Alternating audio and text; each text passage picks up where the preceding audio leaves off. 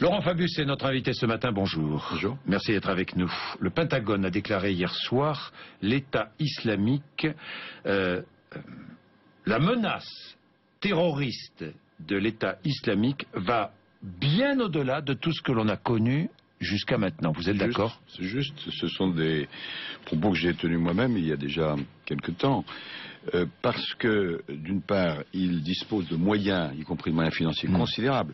Un chiffre. Les attentats de 2001, du 11 septembre, à New York, ça avait coûté 1 million. Aujourd'hui, on estime que l'État islamique, ce groupe terroriste, dispose de plusieurs milliards. Il est d'une cruauté inouïe, et sa cruauté est un argument de propagande, en particulier pour terroriser les populations et pour attirer les fameux djihadistes, y compris de l'Europe. Et puis son objectif, il faut être clair, c'est non seulement de réaliser un califat, c'est-à-dire de contrôler à la fois l'Irak, la Syrie, la Jordanie, le Liban, Palestine, mais de tuer, d'éliminer tous ceux qui ne pensent pas comme lui. Et donc, quand on dit l'Irak, c'est important, oui, mais c'est une menace sur toute la région, c'est une menace sur l'Europe et c'est une menace sur le monde. Et c'est la raison pour laquelle nous nous sommes engagés, bien sûr. Alors je vais revenir sur le financement, c'est intéressant, hein, Laurent Fabius, mais je vois ce que dit aussi le chef d'état-major de l'armée américaine, le général Dempsey, qui dit pour défaire l'État islamique, il faudra s'y attaquer aussi en Syrie. Ça veut dire quoi? Ça veut dire que les États-Unis préparent des frappes sur l'État islamique en Syrie? Je ne sais pas exactement. Je dois discuter avec John Kerry de ce sujet et de quelques autres. Mais il faut bien voir comment le problème se pose. Et M. Dempsey pose le problème. À l'origine, l'État islamique, qui s'est séparé d'Al-Qaïda parce qu'il trouvait Al-Qaïda trop mou, l'État islamique est né largement en Syrie. Et M. Bachar el-Assad l'a aidé à naître, puisque un certain nombre des dirigeants de l'État islamique sont des gens qui étaient prisonniers et que Bachar el-Assad a libérés. Bien. Ils sont nés en Syrie. En particulier, ils sont développés dans une ville qui s'appelle Raqqa. Ensuite, en vertu de leur théorie du califat, ils sont venus en Irak. Et là, ils ont mis en déroute l'armée irakienne. Mais ils considèrent que leur empire, si je puis dire, c'est à la fois la Syrie et l'Irak. Et donc, si on veut faire face à l'État islamique, il faut bien sûr y faire face en Irak, mais on ne peut pas éliminer la question de la Syrie, vous le comprenez bien. Oui. Donc pourquoi pas s'en prendre directement à l'État islamique en Syrie? Ça pose le problème... Puisque les Américains bombardent l'État islamique en Irak. Oui, mais là, ils bombardent à la demande des Irakiens eux-mêmes. Et évidemment, en Syrie, c'est pas du tout le même problème. En Syrie, actuellement, celui qui gouverne, c'est le dictateur, M. Bachar el-Assad. Et donc, il faut mettre ça à plat. Nous, les Français, nous avons depuis le début... Est-ce que nous sommes favorables à des frappes aériennes sur l'État islamique en Syrie? Non. Ce que nous avons soutenu depuis le début... Et si on nous avait suivi, les choses auraient été très différentes, vous le savez, parce qu'on en avait discuté, M. Bourdin.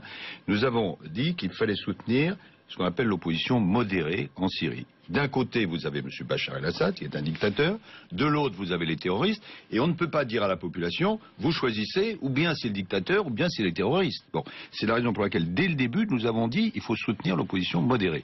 D'ailleurs, je fais une petite parenthèse, Mme Hillary Clinton, dans ses mémoires, et dans une série d'interviews, disent que la thèse que nous défendons et que nous défendions était juste.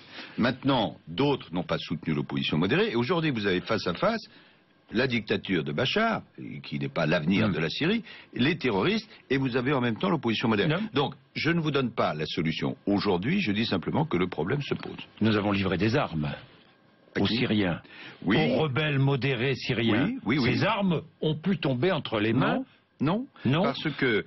l'État islamique a bien récupéré des armes américaines auprès de l'armée irakienne. Oui, mais nous avons veillé à la fois par les natures des armes qui ont été livrées, conformément à ce qui est permis par l'Europe, je tiens à le dire. Et je ne vais pas entrer dans les détails techniques en fonction de ceux auxquels nous évoluons, à qu'il n'y ait pas de mauvaise utilisation ou de confiscation Nous avons livré des armes quand? C'était à quelle époque? C'était il y a quelques mois. Et je tiens à le dire, parce que François Hollande, dans son interview au Monde, a abordé ces questions. Ça a été fait conformément à ce que permet l'Europe. Et c'est en 2013, je ne crois pas me tromper, qu'il y a eu 2 délibérations de l'Europe, l'une permettant, et la deuxième permettant de livrer des armes qu'on appelle non létales. La France a-t-elle livré des armes aux Kurdes en Irak? Oui, nous l'avons dit. Il n'y a pas de mystère là-dedans, mais récemment, mais en conformité avec l'Irak. Quelles armes? Ça, je ne vous le dirai pas, parce que... Munitions, matériel... Mais j'ai vu que des membres de la commission de la défense des affaires étrangères avaient donné des précisions roquettes, lance-roquettes, lourdes artillerie, missiles... Peut-être qu'ils savent des choses que je ne sais pas. Ce sont des socialistes qui ont dit ça. Oui, peut-être qu'ils savent des choses que je ne sais pas. Bon. Oui, d'accord. Je mets un point d'interrogation. Non, mais soyons sérieux. Nous n'allons pas livrer le détail à nos adversaires de ce que nous livrons à nos amis. Bon. Donc, on peut comprendre ce que sont ces armes, cela dit. Le problème était tout simple, si je puis dire. Je me suis rendu en Irak il y a peu de temps, et j'ai vu en particulier à la fois les responsables de l'Irak et les responsables kurdes. J'ai parlé avec le président Barzani, qui me dit bravo la France, puisque nous avons été les premiers à livrer sur le plan humanitaire, etc. Mais il me dit, monsieur Fabius, les armes dont nous disposons, on les appelle les Peshmerga, ce sont des armes qui, pour la plupart d'entre elles, datent du conflit entre l'Iran et l'Irak. Et en face, il y a l'État islamique, ce que j'ai appelé le califat de la barbarie, qui lui a pris des armes à l'armée irakienne qui avait été fournie par les Américains. Et donc, si vous souhaitez, c'est ce qu'on souhaite, qu'il y ait un équilibrage, il faut nous aider.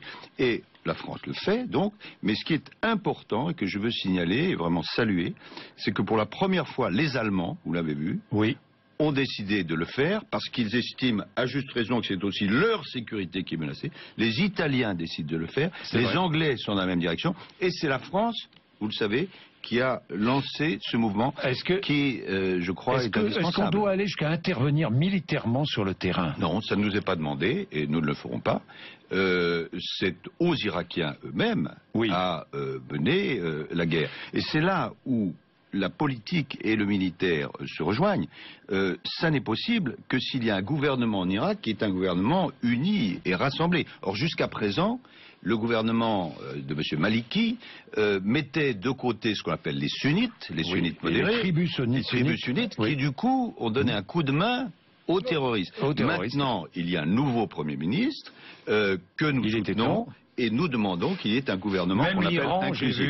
Même l'Iran accepterait de donner un coup de main. L'Iran est très influent là-bas. En contrepartie de négociations sur le nucléaire. Non, alors là, il faut vérifier parce que j'ai lu cette dépêche comme moi, mais j'ai eu immédiatement un télégramme de mon ambassadeur sur place qui a dit attention, je vérifie car il risque d'y avoir une erreur de traduction. Non, mais c'est intéressant. Mais c'est important. Ce ne serait pas l'Irak qui serait concerné, mais le réacteur d'Arak. C'est tout à fait autre chose. Et donc, cette vérification de traduction est en train d'être faite. Bon, Laurent Fabius, la France demande une conférence internationale sur la sécurité en Irak. Elle aura lieu? Nous l'espérons, parce que quand on a une situation comme celle-ci, et quand il y a un danger qui est d'une nature différente des autres dangers que représente le califat de la terreur, l'État islamique, il faut que tous ceux qui n'acceptent pas se mettent ensemble. Alors ça veut dire les pays de la région, ça veut dire, bien évidemment, ça dépend de l'Irak, les pays de la région, ça veut dire les membres permanents du Conseil de sécurité et d'autres. Bon. Et nous sommes en train de préparer cela. Bien évidemment, ça dépend d'abord de l'Irak. L'Allemagne, vous parliez de l'Allemagne tout à l'heure, accuse le Qatar d'avoir financé l'armée de l'État islamique. Vous portez les mêmes accusations? Non, moi je ne rentre pas là-dedans. Ce qui est certain... Cette organisation terroriste a bien été financée. Bien sûr. Et par qui? Il y a différentes sources et on dit que certaines des sources sont des pays... Qatar. Certaines sources, dit-on, sont des pays arabes. Mais moi, ne faut-il pas lancer une enquête pour savoir? Parce que c'est bien beau de combattre militairement, mais savoir d'où vient le financement. Oui, mais il faut surtout prendre des dispositions pour que ça s'arrête. Et dans ce plan général auquel nous réfléchissons avec cette conférence, il y a bien sûr des aspects de renseignement, des aspects militaires, mais il y a l'aspect de couper tous les financements possibles. Et vous avez peut-être vu que les Nations Unies, à notre demande, ont pris une résolution il y a quelques jours qui met hors la loi, avec toute une série de conséquences, tous ceux qui financeraient directement ou indirectement cet État islamique. Une enquête est nécessaire pour savoir. Vous le savez, est-ce que la France sait, sans vouloir nous dire, est-ce que la France sait qui finance l'État islamique? Nous avons quelques indications et nous ne sommes pas naïfs. Des financements privés? Oui, il y en a, bien sûr. De gens qui se trompent complètement, qui croient qu'ils vont pouvoir se préserver eux-mêmes en aidant des terroristes comme l'État islamique. Mais l'État islamique, il faut bien comprendre, et c'est là où c'est d'une dangerosité spéciale, c'est que hier... De la péninsule arabique. Attendez, hier, j'accueillais 40 réfugiés irakiens. Et j'entendais ce qu'ils me disaient, des récits absolument déchirants. Et en particulier, une femme qui était de Karakoche me disait, cet État islamique est arrivé, et les combattants m'ont dit... tu te convertis, ou demain tu es morte. Est-ce que nous allons accueillir d'autres réfugiés? Oui, nous allons privilégier. Nous allons privilégier ceux qui ont un lien avec la France parce qu'il se pose un problème de principe et un problème pratique. Le problème de principe, c'est que si tous les réfugiés quittent l'Irak, ça veut dire que Daesh, c'est-à-dire l'État islamique, a gagné. Bon, donc ce n'est pas ça qu'il faut faire. Il faut d'abord combattre, résister, arriver à surmonter cet adversaire. Mais il y a des cas extrêmes, et par rapport à ces cas extrêmes, il faut que des pays, pas seulement la France, puissent accueillir ces cas extrêmes. Et nous le faisons. Ça représente plusieurs centaines, peut-être quelques milliers de personnes en ce qui nous concerne. Et c'est conforme à notre tradition, vous le savez. Jusqu'à combien de réfugiés? Écoutez, on ne peut pas donner de chiffres, mais quand même, on va en accueillir d'autres. On en accueillera, mais en privilégiant, je répète, pour des raisons d'insertion, ceux qui ont un lien avec la France. Bien, James Foley, on a appris que les ravisseurs de James Foley avaient envoyé un message à la famille demandant une rançon de 130 millions de dollars. Les États-Unis, on le sait, ne paient pas. C'est la politique américaine. Ils le disent. Il n'y a d'ailleurs pas de débat aux États-Unis, même dans la population américaine et même dans la famille. Vous l'avez vu comme moi, de James Foley. Ce n'est pas la politique que nous suivons. Non, je m'inscris en faux contre vous. Si, je vous l'ai déjà dit à ce micro, je vous confirme, l'État français ne paye pas de rançon. Voilà. À aucun moment. Non.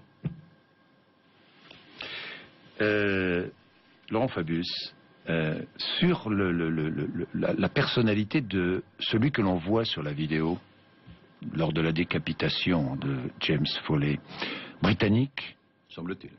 Oui, vous avez des... Non, je n'ai pas d'autres indications. Le gouvernement britannique n'a pas plus. Ce qu'a donné le gouvernement britannique. Oui. Simplement, s'il est avéré... Mise en scène, c'est-à-dire que ce ne serait pas lui qui aurait pratiqué... Je ne sais pas. Bon. Mais ce qu'il faut retenir, c'est deux choses.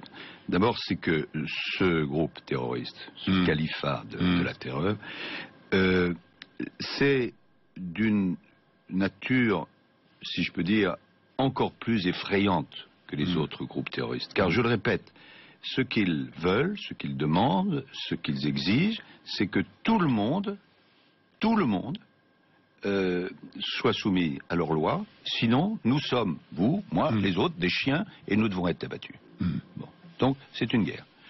Deuxièmement, là, en tuant et de cette façon Foley, l'Américain, et probablement en utilisant un Anglais, ça signifie, et j'ai trouvé cette expression juste, elle a été utilisée, que c'est un attentat terroriste contre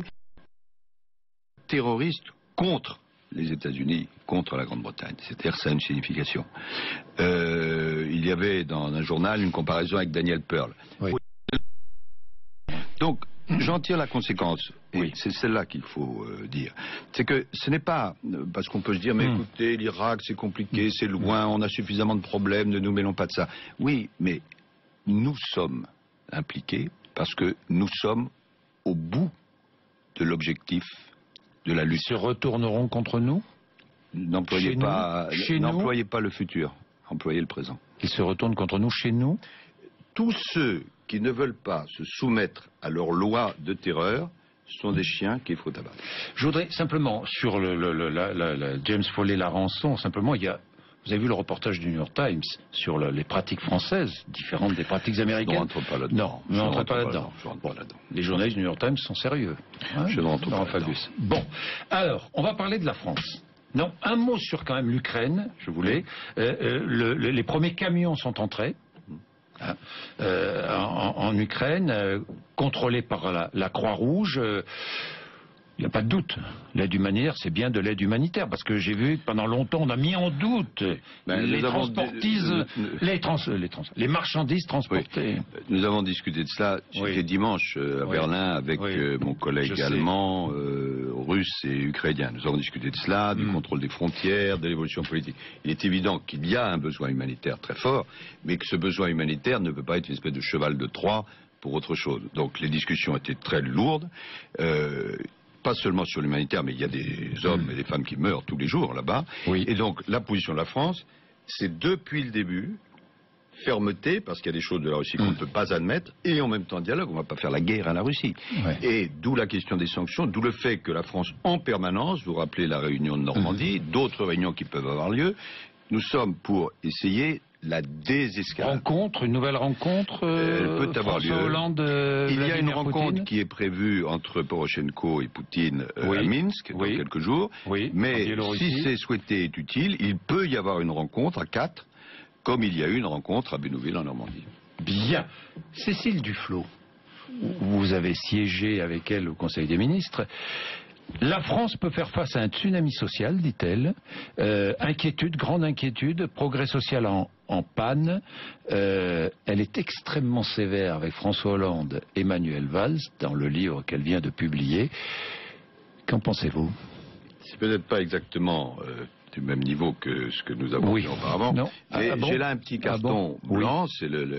J'ai mis une phrase qui est de monsieur Jean-Vincent Placé, qui est le collègue qui de madame était hier matin Duflot. Ici même. Il dit: il faut éviter les commentaires excessifs et stigmatisants. Il a dit cela hier matin, ici même. Eh bien, il a raison. Il a raison. Donc aucun commentaire sur cette attitude. Ah non, non, c'est pas ce que je veux dire. Là, il parlait... éviter ces commentaires, voilà. Oui, je comprends. Oui, mais il parlait de comment trouvez-vous son attitude? Pas d'autre. Je ne parle pas de... Je pense que la réponse est dans votre question. Ah bon, c'est-à-dire? On s'est compris. Ah bon? J'irai pas plus loin. Oui. C'est digne ou c'est indigne? La réponse est dans votre question. Vous ne voulez pas répondre? Ah si, je réponds. Bon. Je réponds. Oui, je réponds par un sourire distancié. D'elle. Et attristé. Et attristé. Le travail dominical, projet de loi sur le pouvoir d'achat, volé sur le travail le dimanche, vous êtes concerné puisque vous avez le tourisme en charge. Réglementation adaptée, c'est cela qui va se passer. Ce que vous aviez proposé, je vois Paris, certaines zones classées touristiques qui permettraient de travailler le dimanche. C'est un des aspects, mais qui est un aspect de bon sens. On a vu ça encore cet été, mais c'est vrai tout le temps. C'est dans les zones touristiques. Dans les zones très touristiques. Bon. Si les magasins sont fermés le dimanche, dans des zones très touristiques, en général ils sont ouverts. Enfin, quelques-uns sont fermés, on pense aux galeries Lafayette, etc. Les touristes qui sont là le dimanche, ils ne vont pas dire on va revenir le vendredi prochain. Donc ça fait une perte très importante. Alors il faut faire attention. Donc ils seront ouverts. Attendez, il faut faire très attention. Il faut en même temps que ce soit sur la base du volontariat, on va obliger les gens à travailler, et que ce soit mieux rémunéré. Là, on revient toujours sur cet exemple, le patron des Galeries Lafayette m'a dit si c'est autorisé, je recrute, je crois, 600 emplois, je les paye 2 000. Il faut autoriser. Bon, je pense, j'ai pris position là-dessus, je pense que c'est raisonnable. Dans les gares aussi? Dans les gares, ce serait une bonne idée, oui. Dans les gares, ce serait une bonne idée. Par exemple, si vous allez, vous prenez le Eurostar depuis Londres jusqu'à Paris. Vous arrivez à Londres, vous pouvez faire des achats, à Paris, non. Mais il faut bien sûr qu'il y ait toujours une compensation sociale, que ce soit sur la base du volontariat. Bon. C'est un aspect parmi beaucoup d'autres. La semaine prochaine, je crois, là-dessus. Alors, il y a eu ce qu'a annoncé le président de la République dans son interview au Monde. C'est en gros favoriser la relance. Il y a une activité économique dans toute l'Europe qui est trop faible, et donc il faut arriver à investir davantage, à lever un certain nombre de freins pour que on ait davantage de croissance et donc davantage d'emplois. C'est du bon sens. Hein. C'est du bon sens. Bien. J'ai juste une petite phrase à vous faire écouter, parce que je voudrais avoir un tout petit commentaire. Regardez ce que me disait Alain Juppé. C'était le 25 juin dernier, il était à votre place, ici même. Quand je ne suis pas encore septuagénaire, je vais fêter mon 69e anniversaire dans 2 mois. Il faut peut-être mieux un sexe en forme qu'un quinquas amorti. Hein. Et alors? Quelle est votre question? Mais non, mais votre commentaire... Écoutez, tout le monde sait que Alain Juppé est un homme que je connais depuis longtemps, c'est pour ça que et que j'estime. Mais cela dit, je ne veux pas me mêler des affaires internes de l'UMP. Ce serait un bon candidat? Je viens de vous le dire. Vous avez une manière merveilleuse de dire oui. Personnellement, j'estime. C'est pas parce que aujourd'hui il veut être candidat que je vais changer mon jugement. Bon, je le connais bien, mais c'est l'affaire de l'UMP. Bon. Merci Laurent Fabius d'être venu nous voir ce matin. Merci.